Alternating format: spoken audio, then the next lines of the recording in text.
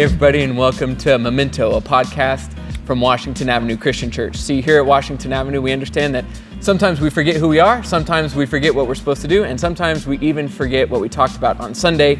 So in an effort to remind ourselves of who we are and what we're supposed to do and what we talked about on Sunday, we bring to you Memento, and I am honored and pleased and privileged to have the big cheese himself, Jim Shelburne, carving out the tail end of some time before sabbatical to be here to talk to us about Ephesians today. So Jim, thanks for being here. You bet. Glad to have you, man. I must admit my attitude is dramatically improved by the thought that in 3.5 hours I walk out of here for a little while and pursue some other things entirely differently from what I do day to day. Excellent. And then I can come back with some, maybe be refreshed. There you go. Ready Hopefully to dig back in. Yeah. So it's good. What do you got any plans? You know, my number one goal in sabbatical is that the Sabbath, it doesn't mean doing nothing, I believe, personally. Absolutely, yeah. I think Sabbath means doing different. Yeah. It's doing something that is not what you do every day. And it allows you to rest from the plowing that goes on day after day, week after week, year after year. Yeah. And it lets you do some things you never have time to do. Do some things that give you energy and joy and peace. And I wish everybody would find some way to do some kind of Sabbath. It's almost like it's commanded. It's kind of like God had this idea that, you know, without it, you're probably going to fall apart. Yeah, I had a mentor, and he told us, even in college when we were prepping for this stuff, he said, if you don't take your Sabbath will take you. He was one of those go-getter kind of guys, and so much so that he developed this ulcer that almost killed him in his 20s. So he became a real believer. Yes. In that. I think I heard the same thing expressed at one of my professors, who by now has been dead for 400 years, but because he was 100 years old when I had him in school, but he said, if you fail to come apart, you will come apart. Yes. And it's just that same biblical mandate that God knew what he was talking about. So, so I'm feeling pretty relaxed today. For sure. It would take a pretty major crisis to, knock me out of that mode that I'm kind of mentally into. But I'm still enough mentally present to talk with you a little bit about the lingering gasps of Ephesians and celebrate something. I'm honored. Awesome. I'm honored that you were able to come on and do this today. This is I've enjoyed every series that we've done, but I think that Ephesians may have been my favorite series in the 6 years that I've been here. It's just been so good to dig around so deeply and for so long in such a great book. And I got to pull up my notes here because my phone locked on us. But it's tempting, I think, when you get a little book that's 3 or 4 pages long. Yeah. It's kind of tempting to think you can encapsulate it and just squeeze it in. There's not much there. Right. And then it doesn't deserve a long look. And I remember when I suggested this one to the preaching team, y'all's eyes got a little bit big, and he's like, 25 weeks? What are you thinking? And I said, that's what we're going to do, because I want us to go deep, and I want us to take a long drink from it instead of just hurrying on past it, because it's so full. So full. And it has proven to be true. And I feel like we could even spend some more time in some of the areas. There were places we barely touched. Yep, I agree. Man, also, we could do a whole podcast about the whole Sabbath thing. So maybe on the back end of your sabbatical, maybe one day we will. Or maybe we'll preach about it at some point, and we can talk about it then. But man, Jim, I loved this sermon. There was so much that jumped out to me here. Just some notes that I took.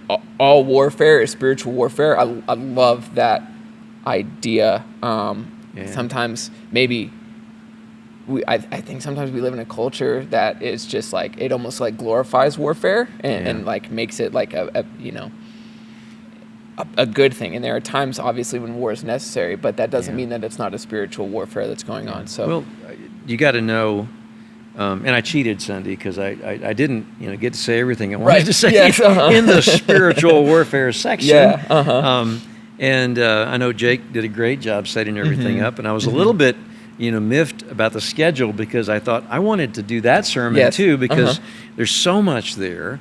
And So I just had to steal a little time from the last words because I do want people to understand the scope and the breadth and the seriousness of spiritual warfare. Yeah.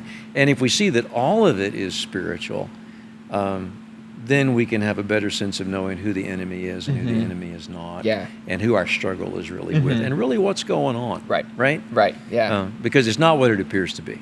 Yeah, for sure. It was excellent. These last 3 sermons have just really. I know great. 2 of them were great. Yeah. I was there. You were there for them. Yeah. So just some of the things that you gave to us to remember is that the truth about the battle is that it's real, that it's daunting and dangerous, that the enemy is both formidable and resourceful. And I think my favorite point was that that then we also ought to be formidable and resourceful. I was like, oh man, like that's really good. And we give the devil so much credit, way too much. And then we're just like, wow, we just suck. I think we tend to. I mean, C.S. Lewis, one of my favorite authors, and I quote him probably as much as any because I remember things he said. But he once said that there are 2 equal and opposite mistakes to make about the devil. One is to believe in him not enough. The other is to believe in him too strongly. And I think what he meant was, the gist of that was that if we make the mistake of equating the devil with he's just like God with horns on. Right. Red horns and a tail. He is not just like God. He is nothing close to God. He is a divine creature, but he's limited. Yeah. And he has to work within the limitations that God sets upon him. Yes. And God is, I mentioned it Sunday, I think, omniscient, omnipotent, omnipresent. Satan is not those things to that degree in any way. And so if we can realize that he's no match for God, is the way I like to put it, then it helps us to feel like we might have a chance. Yeah, right? Yeah. It was funny. This is only tangentially related, but I'll say it anyway. We're going through Hebrews in my Sunday school class right now, and there was a lot of correlation in what we were talking about on Sunday to the life of Job. So we went back and looked around in Job where he's like pining for a mediator and then reminding himself in a couple chapters of the Redeemer. And I started kind of just going off on Job, and then I was like, wait, does everybody in here like know who Job is? Yeah. And Have you ever read people Job? were like, I don't know who's Job. And so I was telling them about, and like I told them like Satan was in heaven with God, and they were like, what? Yeah. So it's just like, oh man. And Satan asks permission, more or less, from God. And God says, okay, you can do this, this, and this, but you can't do that. Yes, absolutely. And that's a great balance to see there. One more reason to read the Old Testament, right? Yes, absolutely. Yeah. Absolutely. Okay, so you kind of gave us 4 challenges right out of the text. Stay strong, be bold, stay close, and love fiercely. And those are from 6, 18, 19, 21, and 22, 23. But the kind of the question that I just wanted to hear your thoughts on, and maybe as an application point from your perspective, is in regards to like that stay close. How do you as a pastor like find and experience community like in your life and in your role when you're in charge of all of this? Yeah. A couple thoughts come to mind on that. I really think it can be incredibly hard for people in ministry to find community, honestly. And that may seem counterintuitive because you think this is the guy that's at front all the time. Right. Everybody knows him and his family, and he's constantly in demand, and people are with him all of the time. How could he not have instant community when the truth of the matter is that very demand almost creates sometimes a backlash that causes you to want solitude because there are people, kind of like Jesus had to run away and be alone because everybody wanted a piece of him. Yes. But at the same time, not to equate myself in any way with Jesus. Understood. Because I need the solitude as well. But just because you're surrounded with people all the time and their needs doesn't mean that you're in community. It means that you're in demand. Yes. And everybody has a straw and they've got it in your bucket and they want to drink a little bit of it. And that's okay. That's what ministry is. That's what we're here for. But you get tired. And so you can find yourself avoiding maybe deep community kinds of thing. But I will tell you, for me, just being able to, even be here on the weekend, I love to, I'm never still on a Sunday. I'm always running from here, there, and everywhere. Yep. I like to see people in the pews. I like to talk to people that are coming in and going in. And that may not seem like a very deep level of community, but it does give me a connection with more and more of the sheep. Certainly, yeah. That are here. That's a big thing to me. And if I'm allowed to be in a class, if I have time to teach a class, or if during the week I'm doing what I think is really significant ministry in a funeral or something with a family, I'm spending a lot of time with those people. And it's a difficult time, but it still is quality community. And so those little areas of overlap where our lives cross. And then I would recommend to anyone in ministry that you need to have at least a person or a couple of couples, people that you resonate with, and that you can maybe seek out apart from what you do during the week. That are just you vibrate, you resonate together, and you just enjoy that company. And I know we're not allowed to have favorites, and pastors have to be very conscious of all of that. But you are allowed to have friends, and it's impossible to equally connect with every person in the circle. That's why there are a lot of us and a lot of other sheep and other pastors, so that everyone can have a connection that desires one. But I get a lot of my community, both here when the people are together in small group opportunities, and then in purposeful meetings with families or individuals that I just enjoy hanging out with. Right? Yeah, absolutely. Yeah. I think I've said this from the platform in a sermon or a communion med. I don't think I've said it here, but we were hanging out with Fred and Takara Reedinger. Now, Takara, she's pretty sweet, but Fred... he's all right. He's coming around. It'll be a challenge. Our circles and our Venn diagram is very close to a singular circle in regards to, like, our oldest kids are 10 days apart, and our second children are 14 days apart. We have a lot in common. So there's a lot in common. But I remember the first time we hung out with them, like, we sat down and we were at the park because it was still kind of COVID-y, and so we didn't really know. We just sat down on this blanket, and Takara just, like, looked right at me, and she was like, "Hey, you're off the clock. We just want to be friends." And I was like, oh, man, like, that was wonderful? Such a burden, just like off of. And that's exactly the point, is that you need to have people who don't see you as the pastor. And one thing that Holly and I have done through the years intentionally is we have cultivated friendships outside of the church. Which sounds, very unpastoral. But you need people that you can be absolutely honest and yourself with. And in the circle of your church and your pastorate, you have to be careful with them about how much when the shepherd bleeds, it's scary. And there aren't that many people that are really allowed to see the shepherd bleed. But you got to have some that can, and then your blood doesn't freak them out. Right? So I hear exactly what you're saying. I'm curious. This is because I know that I have this in my life, and it in that way has been beneficial. But do you have, like, friends from college that you still are in touch with, that you kind of, like, have some of those kind of conversations with? I do have some lifelong connection friends, and those are valuable to me. They get harder to maintain as distance becomes a reality, and years. And when you live a long way, you really have to work at that. But those are good friendships. Holly and I have an interesting friendship with.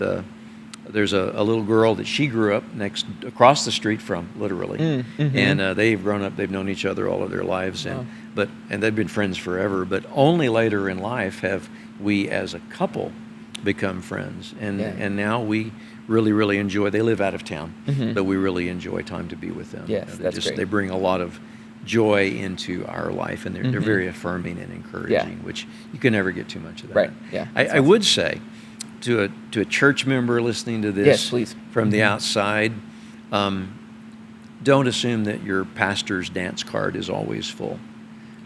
Because you can look at them and think, oh, they're covered up with friends, but maybe they need someone to reach out to them. And I'm not saying it'll be a soul connection, but just offer some encouragement and support. It will be well received. One principle I try and live by, and it's related here, is when I'm thinking about volunteers, is I'll run through people and be like, oh, well, they have this going on, this going on, this going on. They're too busy for me. Then I say, well, so my principle is I don't want to say they're no for them.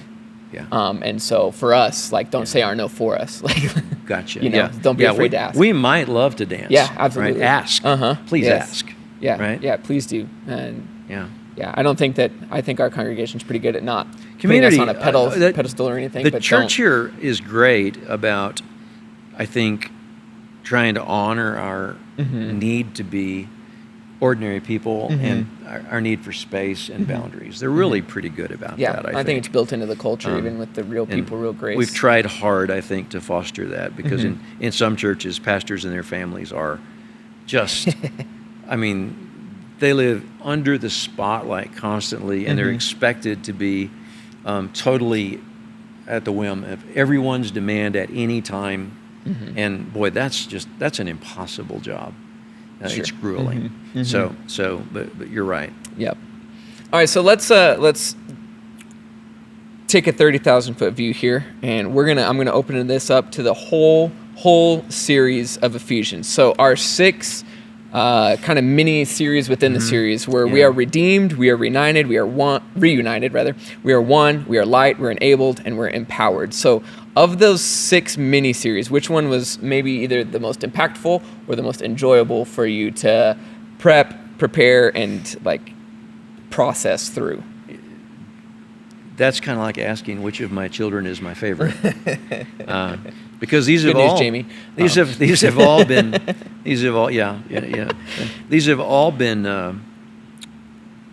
challenging to me and very rewarding to me, because I honestly have never gone to this length at looking at Ephesians under a microscope before.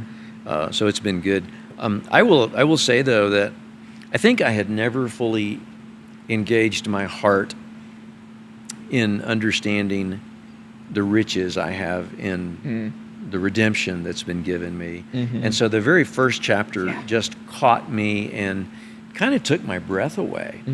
And I hope it did for others as well. And I tried to encourage them to let it, because when you soak in all of those things that have been given you that are listed in the first half of chapter 1, it's overwhelming. Yes. And I've even made it a habit that if I start feeling whiny or discouraged or depressed or whatever, I will go back and read the first part of chapter 1, because it just, man, you can't read that and believe it in a personal way and not come away thinking, I am so blessed. Yeah. It was kind of a stupid idea probably, but preachers get a lot of those. But the first picture that came to me, and we kind of used it through a few of the messages, was this truckload of blessings, and that God is backing this truck up, and you're there on the dock, and doors open, and He says, "Here."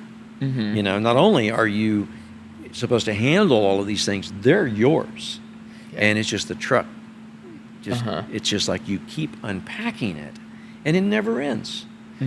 So that one's probably the one that it was a great start, and it gave a huge foundational significance to all the others. Absolutely, yeah. Right? And if I was answering on behalf of you, Jim, and if somebody would say, what was Jim's favorite part, I would have said that too, just because, like, you, for good reason, like, you referenced back to it so much. Like, I felt like every second or third week you were like, hey, this is all because of the truckload of it was truckload great. Of and it was a great mental picture. And that's so profound. I mean, I went to college for several years, so I could talk about trucks and truckloads. Nothing to do with Greek or Hebrew or anything. It's just that thankfully once in a while the Holy Spirit gives us a silly analogy that resonates, and so many people told me that they loved that picture of the truckload. So that's good. Well, it ran over me. And when you've been run over by the truckload of God's blessings, you've been run over in a really good way. Yes. So How about you? Did you have that's a great question. Did you have a favorite? You caught me off guard. Yeah, I know. You're supposed to be asking. I'm supposed to be interviewing. I'm just flipped the it guest. on me, man. I think for me, the unity portions of it, which kind of was sprinkled in a couple of different places throughout, but there's so much disunity in so many areas of so many different things in our world right now that even within the church to a certain extent. So just really like leaning into and focusing on those portions. And if there's any place anywhere that you should be able to find unity, it ought to be in the body Right. of Christ, Mhm. right? Absolutely. And yeah. yet that's one of the most fractured, probably, segments of Yes. society quite often. How Have sad. you seen? Are you familiar with the comedian Emo Phipps? Mhm. Have you seen his little bit on church denominations? I think I have. Where he's like, there's a guy on the bridge, and he's getting ready to like jump off, and he like, he's asking him like, well, what do you believe? And he just goes through, and he's like, oh, I'm this branch of this branch of this, and it gets down to like the 12th level, and he's like, you heretic, and he pushes him He off. just pushes him on. It's so good, and Yeah. Emo Yeah. Phipps is such a weird presenter. And He makes it funny, but we make it so much more complicated. Yes, And we add so many layers to it that probably would push a lot of people Yes, off bridges rather than be a part of that. But I think in overcomplicating the simple beauty of our unity through what we've been given, right? which goes back to the truckload, right? If we're all buried under the same truckload of blessing, we then miss the whole point. yeah, then we're unified. And So that's a good one for yeah, sure. absolutely. Well, Jim, I want to be respectful of your time, and so thanks so much for jumping on here with us. You'll be missed over these next few weeks. I appreciate being asked, and absolutely. One thing that makes it really easy for me here at Washington Avenue to be gone, probably number one is that the elders encourage me to do this, which is incredible. Yes. Because if they were heavy-handed and say we're not getting our money's worth, we pay you to do this and be in the pulpit every Sunday, I wouldn't be here still because I'd be gone. I'd be frazzled. I'd be dead. So that's huge. But having a teaching team that I do, I'm so blessed with that, and I can't wait to hear what you and Lenny and Bob have to say in this Kingdom Come little teaser there series. And of course, Jake's part of the teaching team also, and Manny just showed us what he can do in that recent sermon on spiritual warfare. Yeah. So I feel so blessed to have that. I will be I'll be around, and I'll be in the pews on some Sundays. So you better do your best because I'll be writing critiques and please do. and giving letter grades. And all right, I'll take it. I told at lunch today, you may have heard me. I told Bob it was his job to fix everything and then prepare them for what Lenny's going to do to it. But it'll be a great series. Yeah, I'm really excited about it. And I love that whole picture of the other kingdom. Yes. We really forget. And I think it ties in nicely with where we've been at the end of Ephesians. We're not from around here. Yes. And it changes the way that it should change the way that we live and respond. So thanks for the opportunity to sit here. It is my first opportunity after, 25, 6 episodes. I don't know how many episodes there are. So I was feeling rather excluded. So we're gonna make this happen. Hopefully more. Now that you're gone for 7 weeks. Now that I've lived through it and know I don't have to be afraid of anything. We'll make it a more regular thing for sure. Well, thank you. Absolutely, thanks you very much. And thank you guys for tuning in and checking this out. If you enjoyed what you heard and want more, make sure that you subscribe to our page so that you can get the notifications when it comes through and all of that kind of stuff. Follow us on your favorite podcast platform. Like this, and then the best thing that you can do, honestly, is to share this amongst your friends and family, so that other people can see this too.